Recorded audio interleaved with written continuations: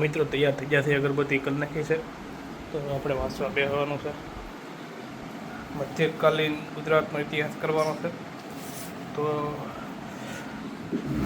વાંચવા મળશું આપણે બપોરે સીધા જમવા ટાઈમે. તો જોજો આખો વ્લોગ બધા. જય માતાજી.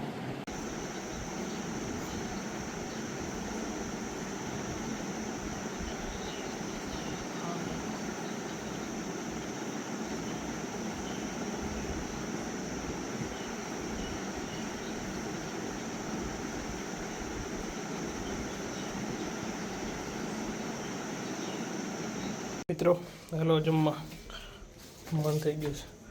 જો આમાં ધમકી મારી છે, ધમકી. ઘોડામાં મૂકેલ નહીં હોય તો ફેંકી દેવામાં આવશે. ફેંકજો તમારામાં તેવડ હોય તો. અહીંયા ઘોડો છે, જો અહીંયા અમે ચપ્પલ કાઢી છે. અહીંથી કૂતરા લઈ જાય છે.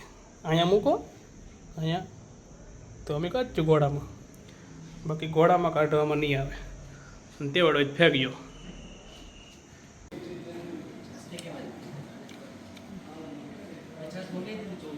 જય માતાજી મિત્રો. બપોરે જમીન પાછો સૂઈ ગયો હતો અને પછી પાછો જાગી ગયો છું. તો અત્યારે આપણે વાંચવાનું છે ભારતની ભૂગોળ. એમાં હું પૂગ્યો છું જમીન અને કૃષિમાં. તો ચાલો હવે ચાલુ કરીએ પાછું વાંચવાનું અને મળીએ.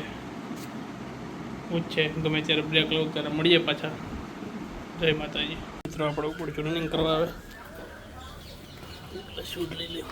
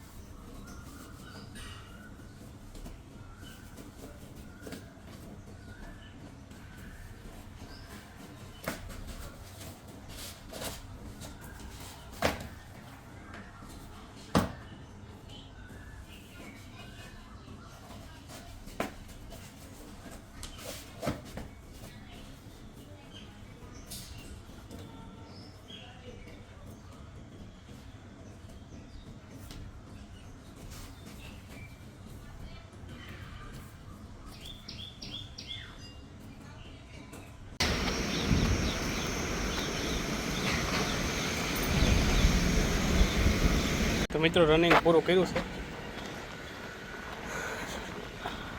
એટલે 1-1.5 મહિના લગાતાર રનિંગ ચાલુ છે મારું. 7 એપ્રિલે આવ્યો હતો અહીંયા ગાંધીનગર. ત્યારનું ડેઈલી રનિંગ કરું છું. 1 મહિના ઉપર થઈ ગયું છે. વજન ઘટતો નથી. અહીંયા આવ્યો ત્યાં પછી 2 કિલો હું તો વધી ગયો ઘટવાને બદલે. હવે તો 2 ટાઈમ રનિંગ ચાલુ કર્યો તોય વધતો ઘટતો નથી. વધે જ જાય છે. એવું કંઈ ખાતોય નથી તોય. રનિંગનો કંઈ ફાયદો થાય છે કે થતો નથી એ ખબર ના પડતી મને. કે ઠીક બધું હવે.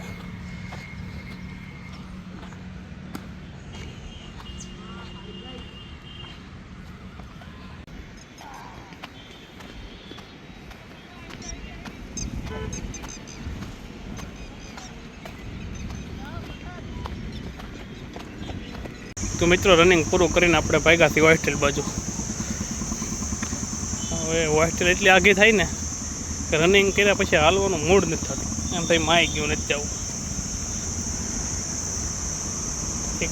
2 કિલોમીટર જેવું થઈ જાય અને રનિંગ કરીને હાલવાની બહુ આળસ આવે છે મને તો હવે. અને એમાં તડકો અહીંયા ઉનાળામાં તો બહુ ખરાબ દિવસો હાલે છે અત્યારે.